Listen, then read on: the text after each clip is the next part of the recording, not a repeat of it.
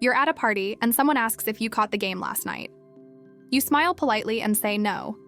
They look confused, maybe a little disappointed, and then they move on to someone else. And you feel nothing. Not guilt, not FOMO, not even mild curiosity. You just genuinely do not care about sports. Never have. Probably never will. And here's the thing. You've noticed that this makes you slightly unusual. Not in a bad way, but in a way that's just noticeable enough. Other people seem to have opinions. They wear jerseys. They plan their weekends around games. And you're over here wondering why anyone would voluntarily watch strangers throw a ball around for 3 hours. If that sounds familiar, there's actually a psychological explanation for why sports leave you completely cold. And it has nothing to do with being unsupportive, uninterested in competition, or somehow missing a gene. It's about how your brain assigns emotional value. And once you understand it, a lot of other things about how you engage with the world start to make sense too. Here's what most people don't realize. Caring about sports isn't a personality trait. It's a learned emotional investment. And the women who don't care about sports aren't apathetic or disconnected. They've just never developed the neural scaffolding that makes watching a game feel emotionally meaningful. Psychologists have found that our brains are incredibly efficient at deciding what deserves emotional bandwidth. And that decision is shaped early, often through social conditioning, family culture, and what we were rewarded for paying attention to. If you grew up in a house where sports were central, where Sundays meant gathering around the TV, where your parents' moods shifted with the score, your brain learned to associate sports with connection, identity, and emotional safety. You didn't choose to care. Your nervous system just wired it in. But if sports were never part of that equation, your brain never built that pathway. There was no emotional charge, no social reward, no reason to assign it importance. And so when someone asks if you watched the game, your brain genuinely has no idea why that would matter.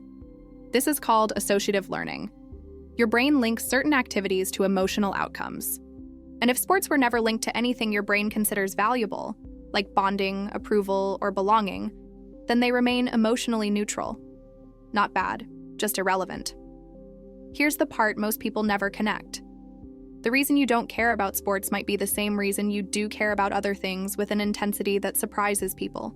Because your brain didn't spend its emotional budget on teams and stats. It spent it somewhere else.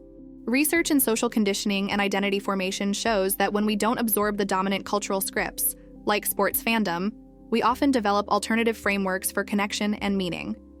You might care deeply about narrative, about books, shows, or films where character development actually matters. You might be intensely invested in ideas, in conversations that go somewhere, in creative projects or causes or relationships that feel real. You're not lacking passion. You've just allocated it differently. And because sports are such a visible, socially rewarded form of fandom, people notice when you're not participating. But they don't notice all the invisible things you're tracking with precision. The emotional undercurrents in a friend group, the thematic consistency in a director's work, the way a song shifts halfway through. Your brain is doing the same thing sports fans' brains are doing. It's just doing it in a different arena. And for you, watching people compete in a stadium doesn't activate the same reward circuitry that, say, watching people navigate moral ambiguity in a novel does. Neuroscience shows that dopamine, the chemical associated with motivation and reward, gets released when we anticipate something our brain has learned to value. For some people, that's a game-winning shot. For you, it might be a perfectly constructed sentence or a conversation that finally makes sense of something you've been thinking about for weeks. So what does this say about you? It means you're someone whose sense of meaning is probably more internally driven than externally validated. Sports fandom is, at its core, a form of collective identity. It gives people something to belong to, something to talk about, a way to feel part of something bigger without having to do much. And that's not a criticism, it's just a function. But if that never appealed to you, it suggests that your identity formation happened along different lines. You might be someone who needs autonomy in what you care about, who resists adopting interests just because they're socially available, who finds meaning in depth, not breadth, in specificity, not consensus. This often shows up in other areas too. You might be selective about friendships, skeptical of trends, slow to commit to things that don't genuinely resonate. You're not cold, you're just discerning. And that discernment extends to how you spend your emotional energy. The hidden cost, though, is that you can sometimes feel like you're on the outside of a language everyone else speaks fluently. Not in a painful way, just in a way that's quietly isolating. You don't get the references, you can't participate in the banter. And while you don't actually want to, there's still a low-level awareness that you're not part of that particular club. Here's where it gets more complex. Because not caring about sports is adaptive in some contexts and limiting in others. And it's worth knowing the difference. If sports genuinely don't interest you, and you've built a life where that doesn't matter, then it's just a neutral preference. You're not missing out. You're just oriented differently. But if you've started to notice that your disinterest comes with a subtle defensiveness, if you feel the need to explain why you don't care, or if you judge people who do, that's worth paying attention to. Because at that point, it's not just about sports. It's about something deeper. Maybe about feeling excluded from certain social spaces. Maybe about resenting how much cultural capital gets assigned to something you find boring. Ask yourself, does your disinterest feel easy, or does it feel like a position you have to maintain?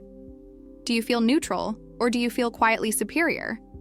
Because if it's the latter, it might be less about sports and more about how you've learned to protect your sense of identity by distancing yourself from the mainstream.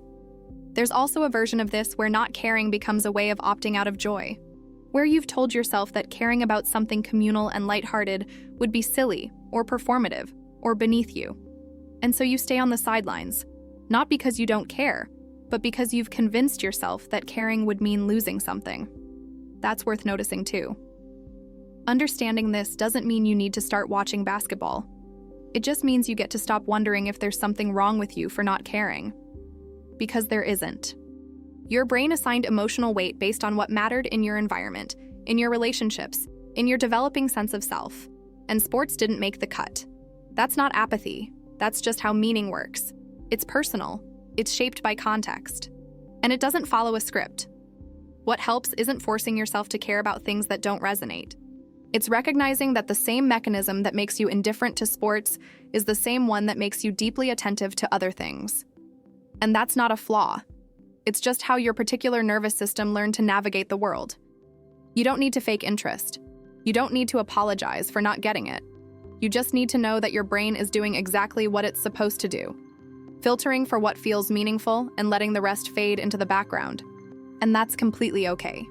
If this resonated, the next video explores why some women feel more alive in the cold and quiet of winter than in the heat and noise of summer, and what that says about how your nervous system processes the world.